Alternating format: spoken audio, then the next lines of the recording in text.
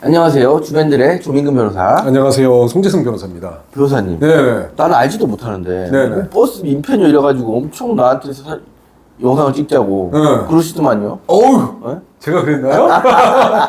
맞아요. 왜 네. 그러냐면은, 네. 이게 보배드림이라는 그 사이트 아시죠? 보배드림 유명하죠. 네, 유명하잖아. 거기 뭐, 30, 40대, 50대 뭐, 남성들이 막 엄청나게 막 동영상 올리고 그러잖아요. 별의별 얘기가 다 나오죠. 그 중에 최근에 한 일주일 상간에 이슈된 얘기 중에 하나가 네. 광역버스에서 광역버스는 시스템이 이래요.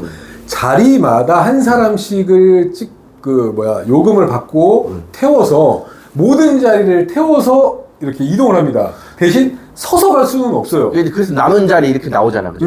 왜냐면 광역버스 같은 경우에는 고속도로를 질주하기 때문에 서 있는 사람을 태운 상태로 고속도로를 질주하다가 교통사고 나면 너무 많이 다치니까. 사람이 아예 날아가니까 맞아요. 그렇기 때문에 서서 갈 수가 없는 상태의 버스 시스템인데 그렇죠. 이런 버스 시스템에서 어떤 여성이 한 자리에 짐을 이렇게 올려놔요.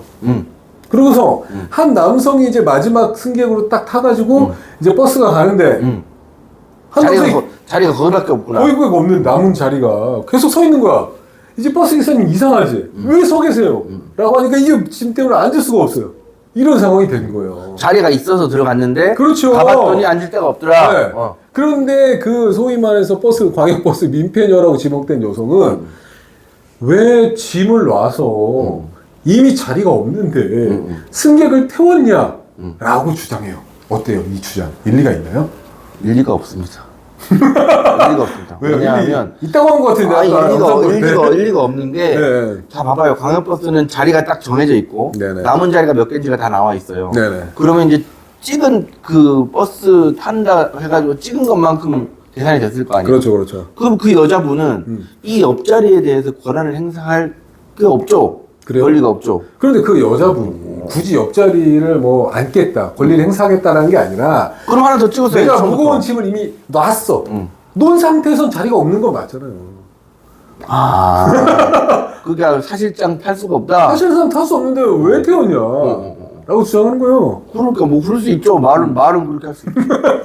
아니 그건 뭐 사실은 그러니까. 그런데 뭐 사실 버스 기사 입장에서는 짐을 옆자리에 태웠는지 안 태웠는지 알 길이 없죠. 그렇죠. 그걸 어떻게 알아? 이게 숫자에 맞춰가지고만 이 시스템상 이게 체크가 돼서 사람 태우는 거기 때문에. 그렇죠. 이미 그 자리에 맞춰가지고 버스 승객을 태웠는데 한 명이 못 앉고 있는 상황이기 때문에 가장 간단하게 해당 짐을 무릎에 올리거나 옆에 그 통로에 놓거나 그럼 아주 간단한 일이기도 했었어요. 그렇죠. 그럼에도 불구하고 이 여성이 꿋꿋하게 굴하지 않고 내 짐을 만지지 마라.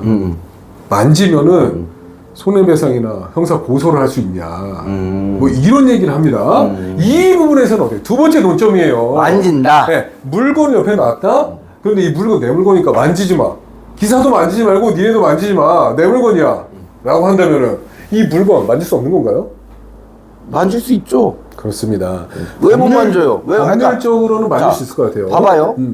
이 내가 만진다라는 게 네네. 취거할 의사가 있느냐, 그죠. 내지는 손괴할 의사가 있느냐, 맞습니다. 라고 하면 범죄가 될 수 있죠. 그렇죠. 예를 들어서 내가 이걸 만져가지고 잡아서 그 점유를 나에게 옮기겠다. 네네. 그건 절도니까. 절도죠. 네. 그래서 이거를 던져버리겠다. 그러면 손괴니까. 근데 그냥 만지기만 하겠다. 이 물건을 가만히 들어서 옆에 통로에 그렇지. 놔요. 그럼 어떤 범죄가 성립할까요? 강제추행? 물건을 추행하고. 그 강제추행. 강제추행이 되는 거 아닌가요? 정말 말도. 말도 안 되는 거죠, 이게. 와, 이게 기가 막히다. 심각하지. 네. 강제추행. 요즘에는 함부로 만지면 큰일 나요. 저희가 이런 농담을 할 정도로 물건을 그냥 옆 사람이 들어서 옆에 놓는 데는 범죄가 성립하지 않아요. 그러니까요. 그렇기 때문에 저희가 그 영상을 보면서 정말 가슴이 막 답답했던 게 뭐냐면 그냥 서 있던 승객이나 아니면 버스 기사가 그 물건을 자꾸 옆에 놓고 타세요! 앉으세요! 하거나 아니면 그 그냥 승객이 스스로 옆에 놓고 앉았으면 될 일이었어요. 그쵸? 난 얘기하기 싫은 게 얼마나 답답해? 진짜 제일 답답한 게 뭐냐면 그 영상을 봤는데 네. 그 신랑이를 하는 동안 버스가 안 가. 버스 기사님이 거기 와 있어. 같이 얘기를 해. 그러니까요. 그러면 거기 예를 들어서 뭐 버스가 몇 인승인지 모르겠지만 네. 대략 보통 우리 한 45인승 뭐 이렇게 얘기하잖아요. 그럴 수 있죠. 45명이 탔어. 40명으로 하자. 계산 편하게. 뭐 40명을 했어. 한 30분. 뭐 그러면은 멈춰 있었어. 30분이 멈춰 있었어. 그럼 30분, 그럼 어떻게? 30분 곱하기 40명이면 20시간 하냐? 야, 이게 이 시간당 배상해 줘야 말씀 아주 잘해주셨어요. 여기서 우리가 또 구독자님께 말씀드려야 될 부분이 세 번째로 뭐냐? 업무 방해죄 성립할까요? 이건 위력에 의한 과연 업무 방해가 버스 그 기사의 그 버스 운행에 관한 업무를 방해했다고 형사처벌이 가능할까요? 그 민폐녀를 상대로. 오히려 그 부분은 정말 좀 고려해 볼 여지가 있다고 생각합니다. 네, 이렇게 보수적으로 아주 그냥 미꾸라지처럼 대답할 줄 알았어요. 내가 저는 성립할 수 있을 것 같아요. 이게 위력이에요. 일단은 위력은 분명해요. 그렇죠. 왜냐면은 사람이 앉아야 할 자리에 자신의 물건을 놓고 사람이 앉지 못하게 했죠. 그래서 앉아야 되는데, 그죠? 앉지 않으면은 사실 불법행위예요. 민사상 불법행위는 당연하고. 왜냐? 그 서 있는 승객에 대해서 너무 위험성을 높였죠. 그렇죠. 도로교통법상 승객 보호 의무도 위반할 것 같아요. 차가 가야 되는데 안 가고 있네. 근데 막 도로에 서 있잖아, 그지? 그렇죠. 위험하죠. 그렇죠. 도로에 서 있다고 한다면 또 위험한 거지. 그렇습니다. 근데 오히려 그분은 민폐녀는 자기가 아는 변호사한테 전화해가지고 자기가 지금 뭐 이렇게 뭐 신고해도 되냐 이렇게 맞아요. 하고 있잖아. 오히려 여기네? 조언을 엄청 받고. 여기야? 그럼 여기서 역으로 당하네. 또 가는 거야? 무고를 역으로 가나요? 그러니까 이게 야구의 이대명은 있어요. 또 시작이야. 고하일성 아이, 뭐, 의원. 갑진년에 지금 이어서 또 재미없는 얘기 또 하려고 그러지. 고하일성 의원의 야구 몰라요. 근데 역으로 가나요? 이것도 있어요. 그다음에 알았어. 차명석 단장님의 예. 단장의 시간 스토브리그. 알았어. 몰라. 어쨌든 역으로 가네. 업무방해죄는 성립을 할 것 같다. 충분히 가능할 것 라는 같습니다. 의견을 모아줘요. 충분히 가능할 것 같습니다. 그죠? 네. 근데 주변 승객들이 엄청나게 비난해요. 비난하더라고. 영상 속에 내려놔라. 뭐 하냐. 그런 반말로 하시는 승객분들도 있고. 근데 여기서 하나 더. 우리가 나아가서 영상을 촬영하시는 분인지 아니면 옆에 계시는 분인지 모르겠어요.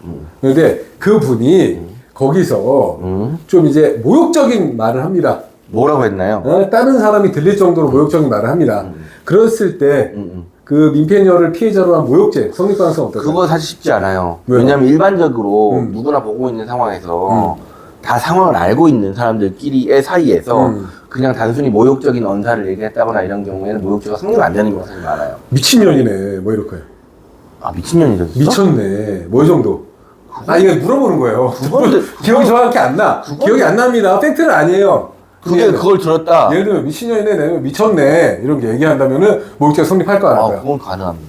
가능해요? 그건 가능하다고 봅니다. 좀 수위를 담았어요. 그쵸? 약간 그 행동에 대해서 묘사를 한다던가, 그렇죠. 어떻게 해라한다던가, 반말을 한다. 그 정도야. 뭐. 이 정도는 괜찮다고 보여줘요. 그 정도는 모욕이라고 보기는 어려운데. 근데 뭐 2년 전에 한다던가, 그건 안 되죠. 이거는 사실 명백한 욕설이기 때문에. 근데 게다가 뭐 미쳤네, 미친년이네. 물론 공연성 부분에 있어서 혐의 없음이 나올 가능성은 높을 것 같아요. 공연성이 왜? 그냥 나는 혼잣말했죠. 혼잣말이다. 그냥 나는 그냥 머릿속에 생각하는 게 입으로 나온지도 몰랐고, 미친년이네. 뭐 이렇게 했지. 그런 부분은 있어요. 한테 들릴지 몰랐다. 그렇죠. 그냥 혼잣말 할 수 있는 거니까. 라고 한다면은 사실 모욕죄는 되지 않을 가능성이 있어요. 왜냐면 공연에 이제 뭐 그 고의는 없는 거니까. 저 사람한테 욕설을 해가지고 다른 사람한테 창피를 주겠다. 이런 범위는 없을 수 있는 거니까. 소리를 지른 건 아니고 혼자서 그 정도 했다. 그렇다고 합니다. 그러면 좀 논란의 거리가 있겠네요. 그런 비슷한 모욕적인 언사가 들리긴 들리더라고요. 들었구나. 모욕죄네 그러면. 미쳤네, 뭐 이러면. 진짜? 그렇습니다. 기박네. 그렇지. 그렇기 때문에 항상 우리는 세치혈을 조심해야 됩니다. 맞아요. 송 변호사님이 이 혓바닥이 길어가지고 좀 잘라야 되겠다. 광역버스 민폐녀 관련해가지고 4가지 논점을 말씀드렸어요. 네 가지 기억이 안 나는데. 기억도 안 나. 지금 뭐 구독자님하고 지금 소통하는데 기억도 못하고 그냥 막 던진 거야? 그러니까 이게 오히려 역으로 역으로 본인이 업무방해죄로 고소를 당할 수 있겠다. 이게 지금 가장 핵심 아니에요? 그렇죠. 업무방해죄로 고소를 당할 수 있고, 그러니까 물건 같은 경우에 만졌다고 해서 무조건 손괴죄가 성립하는 건 아니고, 강제추행은 고려해봐야 되는 거 아닙니까? 내려놓으면 된다. 뭐 이런 말씀 드린 거고, 그 실제로 자리가 있는데 자리에 물건을 올려놓은 상황에서 승객을 왜 태우냐? 라는 말이 과연 설득력이 있는 이게 뭐 주장인가? 권한이 없으니까 그 자리에 대해서. 사실 뭐 저희는 그게 뭐 일리 있다고 보여지지는 않고 그래서 맞습니다. 최종적으로 혹시라도 그런 민폐를 끼치는 사람들이 있다고 하더라도 네. 주변에서 뭐 적절한 조언을 하고 뭐 비난을 하는 것까지 오케이. 그런데 그 비난의 수위를 넘어서 욕설을 한다던가. 근데 저는 이런 안타까운 점이 네. 사실 첫 번째 제일 안타까웠던 건 어쨌든 말씀드리면은 욕설을 한다던가 그러면 모욕죄 성립할 수 있다.